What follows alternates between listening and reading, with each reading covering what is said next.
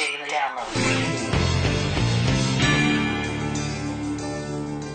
Questions how and why a bridge collapses over the Mississippi River, a new political shot across the bow aimed at Pakistan, and why your iPod wants you to buy this coat. Thanks so much for downloading us. Doug Bernard with you again here in Washington. Americans Thursday reacting with shock at news of a major disaster in the Midwest. We were just crossing over the Mississippi River on the bridge, and then just as we passed it, the bridge just went down, it just went down, it collapsed. This here, all that's left of the Interstate 35 West Bridge in Minneapolis Thursday, following what is at least preliminarily being described as a complete structural failure. The 8-lane bridge spanned the Mississippi River and was packed with rush hour traffic on Wednesday evening when it collapsed in a matter of seconds. It was just unbelievable. The bridge just started shaking, and the whole thing from side to side just went completely down. Investigations as to cause have already begun. Emergency crews continue working on scene as well, and there are numerous reports of heroic efforts to save those trapped in the water or under rubble. Similar heroism on display here, half a world away. Rescue workers in China's Shaanxi province battling massive flooding in the region, all brought about by heavy rains. Now, these people here lucky they survived. Many not so lucky.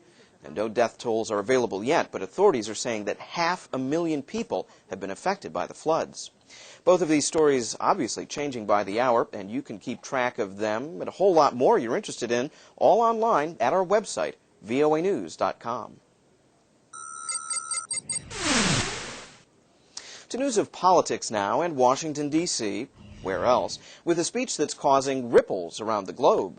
Now, it's old news that Senator Barack Obama, generating lots of interest on the stump, is one of 8 Democrats seeking the White House next year. New this week, the first-term senator delivering a major foreign policy address and issuing a challenge to Pakistan's President Pervez Musharraf. It was a terrible mistake to fail to act when we had a chance to take out an al-Qaeda leadership meeting in 2005. If we have actionable intelligence about high-value terrorist targets and President Musharraf will not act, we will. Needless to say, that view not very welcome in Islamabad or with the Bush administration. White House spokesman Tony Snow responded saying that current strategy is designed to work in cooperation with President Musharraf. To a foreign policy challenge of a different sort happening in the Arctic Sea, that's where these Russian ships and a whole bunch of really cold sailors are putting down a flag for Russia. And we're not talking symbolically either. This mini-submarine here has planted a titanium Russian flag on the Arctic seabed. Now, apart from surprising a whole bunch of crabs, why would anyone do such a thing? Well, Russian authorities now claiming the region as theirs, as well as all the gas and oil. Expect a stiff challenge from other nations bordering the Arctic Sea, as well as from some polar bears. Now, this will probably be a bit of a shocker for loyal downloaders. I'm really not into fashion. Smart Alex. Well, still, this doesn't mean that I can't cover the latest for you, and so we're off to Rome, the most fashion-conscious city. Can we get this guy off the camera here? Okay, better.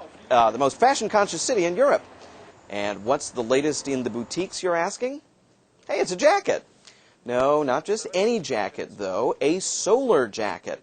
All you need to do is plug in your iPod or your cell phone, and you're off to go annoy people. Now, we're no judge here, but we really don't know if this guy should be getting that close to water.